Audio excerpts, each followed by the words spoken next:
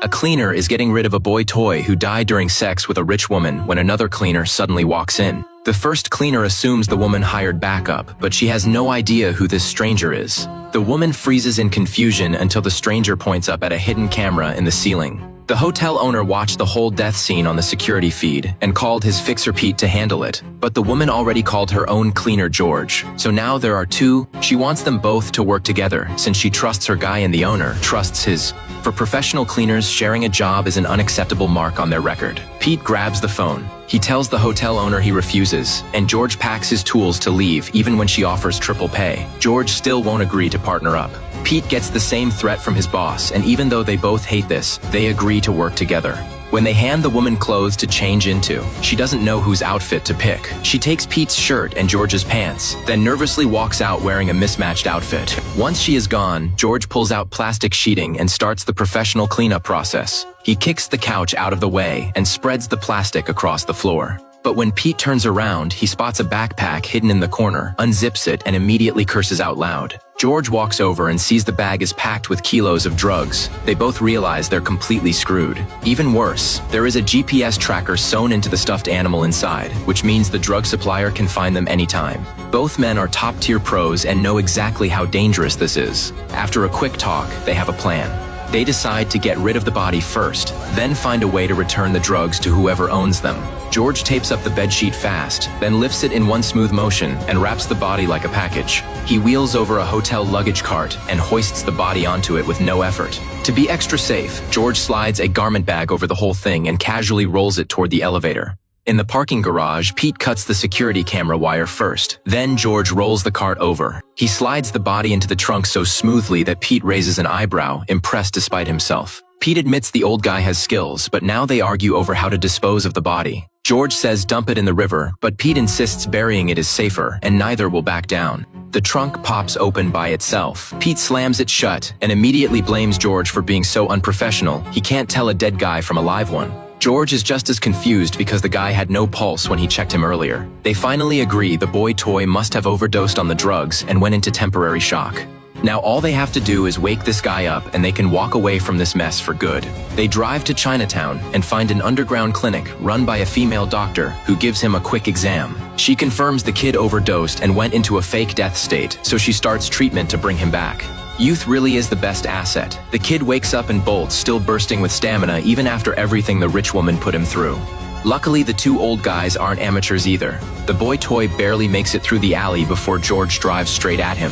George slams the brakes in panic, but the kid leaps into the air in a perfect arc. It is an Olympic-level gymnast move that leaves Pete stunned, and somehow the kid lands on his feet like it is nothing. No wonder the rich woman liked him. The boy toy leads Pete on a full sprint through the streets. After 3 minutes, Pete's back is giving out, but George's driving skills save the day. He drifts onto the overpass and cuts the kid off before he can get any farther. Pete is done being nice. He grabs the guy by the hair and throws him into the back seat. When it is clear he is not going to talk willingly, they lose patience with the gentle approach. Turns out he is just a college kid trying to make quick cash as a drug mule, but he never even got the delivery address.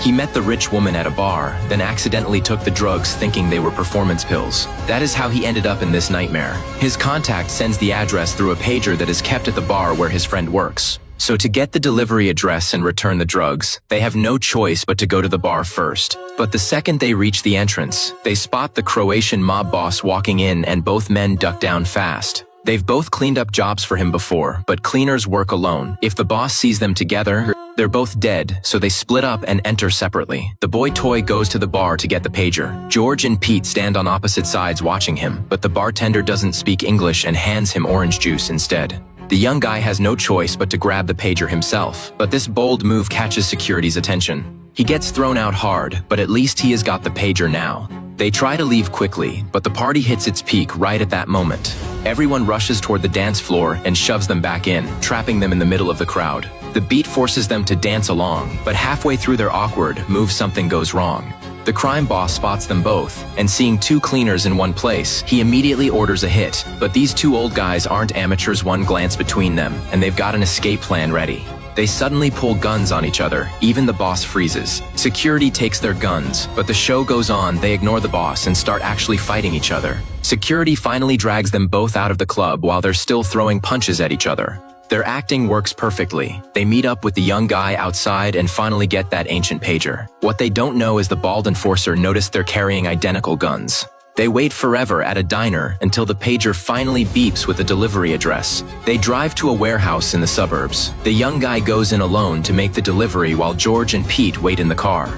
Once he finishes the drop, they can finally walk away from this mess. But within minutes, something goes wrong. A dozen armed men gather at the entrance and storm inside George and Pete. Know this is bad. Before they can decide what to do, bullets shatter their window. The crime boss sent his crew to hunt them down. George slams the car into reverse and floors it to escape.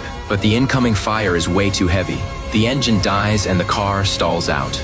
With nowhere left to run, George pops the trunk, counts down from 3, and they both dive for the back. Under a hail of gunfire, George calmly pulls off the spare tire and reveals his secret weapon. But even now, he is waiting for the perfect moment to use it. When they finally get back to the warehouse, the shootout is over and they carefully move deeper inside. They find even more bodies. The fight was brutal, but no matter where they look, the young guy is nowhere. Suddenly, a car trunk pops open, and there he is, hiding inside, somehow still alive. George and Pete exchange a look and realize their cleanup job isn't finished yet.